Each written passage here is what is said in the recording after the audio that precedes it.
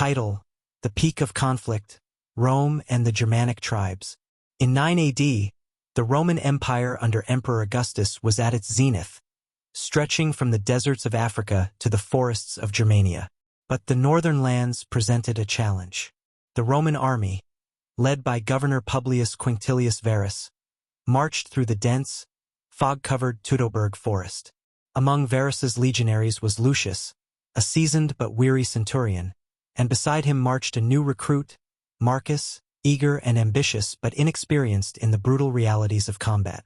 Their path was supposed to be a show of force, a testament to Roman power, but it would become a fatal miscalculation. Unbeknownst to them, Arminius, a Germanic chieftain raised in Rome and familiar with its military strategies, had united the scattered Germanic tribes. Arminius saw an opportunity to finally free his people from Roman oppression and claimed to be an ally, skillfully deceiving Varus. The forest became a trap as the legions found themselves hemmed in by ravines, trees, and dense underbrush. As the Romans marched further, Lucius began to feel uneasy, noticing subtle changes in Arminius's demeanor and the eerie silence that fell over the forest. Despite his growing suspicion, he stayed silent, knowing that questioning orders could mean punishment. The legion's formation became sloppy, and their path narrowed, ideal conditions for an ambush. The attack was swift and brutal. Arrows flew from the trees, rocks tumbled from hidden outcrops, and the screams of wounded men filled the air. Lucius and Marcus found themselves fighting for their lives as chaos reigned. Arminius, once a trusted ally, was now a phantom leading the assault. The Romans fought fiercely, but the Germanic warriors, accustomed to the terrain, seemed to emerge from everywhere, blending with the trees and shadows. In the midst of the battle, Marcus was separated from Lucius, who was forced to confront a group of Germanic warriors alone. With each swing of his gladius, Lucius fought to survive, but he couldn't ignore the harrowing thought that this might be his final battle. As the hours passed, exhaustion set in, and his mind drifted to his family waiting for him in Rome. The bitter irony was not lost on him. He had been a conqueror of countless tribes, yet here he was, a victim of betrayal in the heart of a foreign land. In a brief respite from the fighting, Lucius stumbled upon Marcus, who was mortally wounded. In his final moments, Marcus, who had once dreamed of glory, whispered his last words to Lucius, expressing regret at the emptiness of his ambition.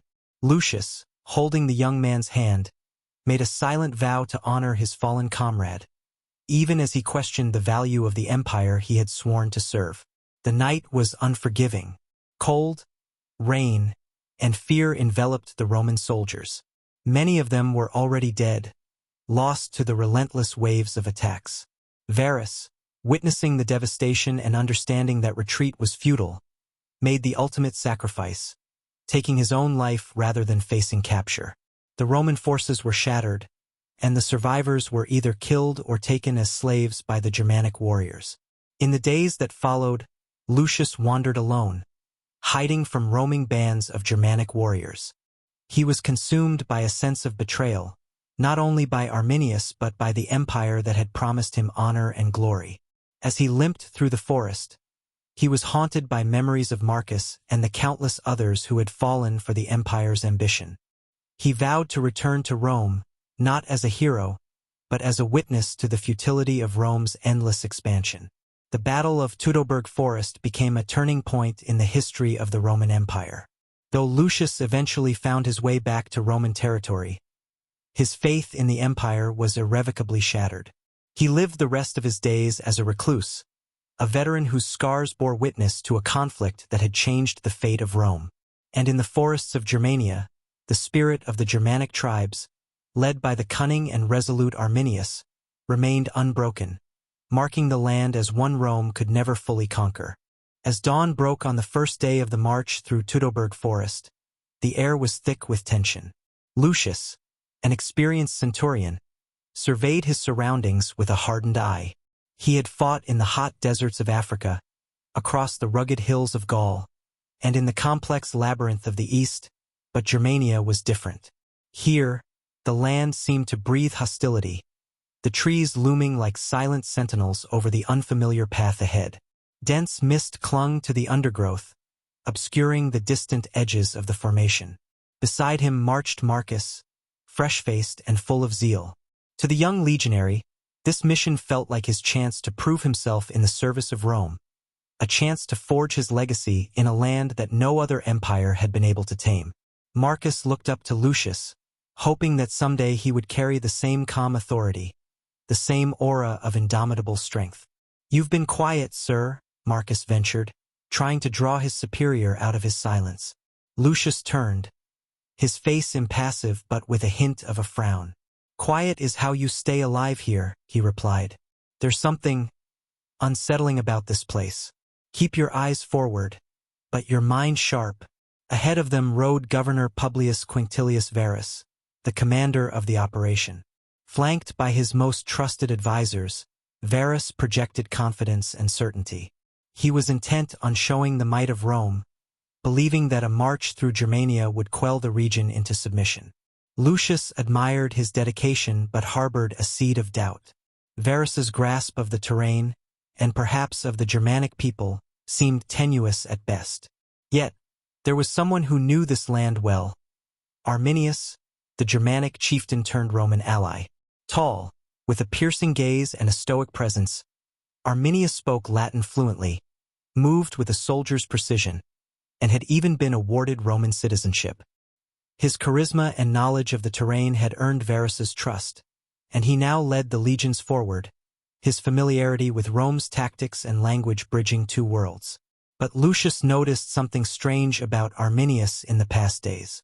Small details, a flicker in his expression, a brief pause before he translated Germanic words, and the way he exchanged glances with nearby tribesmen who occasionally passed by, made Lucius uneasy.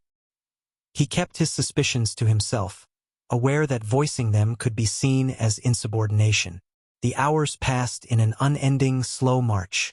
Around them, the trees grew thicker, the path narrower, and the forest denser. Soon, the clear formation of the Roman legion began to break apart as they traversed the winding, narrowing trails. Voices grew softer, movements more cautious. Even the birds seemed to have fled this portion of the forest. A silence, thick and oppressive, settled over the soldiers. Just as Lucius began to sense the unnatural quiet of their surroundings, the first arrows struck. A sudden cry shattered the silence, followed by the unmistakable sound of metal clanging and the sickening thud of arrows finding flesh. Panic rippled through the ranks as soldiers scrambled for their shields, the well-disciplined formation dissolving into chaos. Lucius barely had time to shout orders before more projectiles rained down from the tree line. The Germanic warriors, hidden in the dense foliage, launched their ambush with ruthless precision. Lucius thrust his gladius forward, parrying an attack as he fought to regroup his men. The enemy seemed to melt into the forest, appearing and disappearing like phantoms. Amidst the confusion, he spotted Marcus, his face stricken but his resolve unwavering.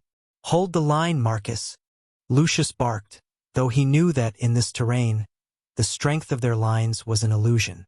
The Romans were exposed, vulnerable, and entirely at the mercy of an enemy that knew every root and rock of the forest. Hours felt like seconds as the battle descended into brutal hand-to-hand combat. Lucius swung his gladius in desperate arcs, his movements practiced but strained as fatigue set in. Blood soaked into the forest floor, blending with the mist that hung over the battleground like a shroud. He had been in countless battles, but this was different. This was not a war of honor or strategy. It was a massacre orchestrated by deception and intimate knowledge of the land. In a rare moment of reprieve, Lucius managed to catch his breath, looking around for his comrades. The sight was grim.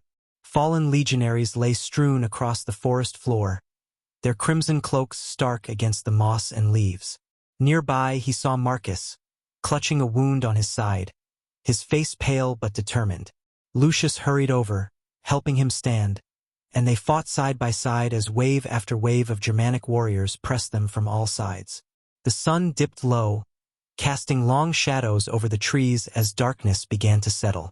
Lucius realized that they had been fighting for hours, Yet the relentless onslaught continued.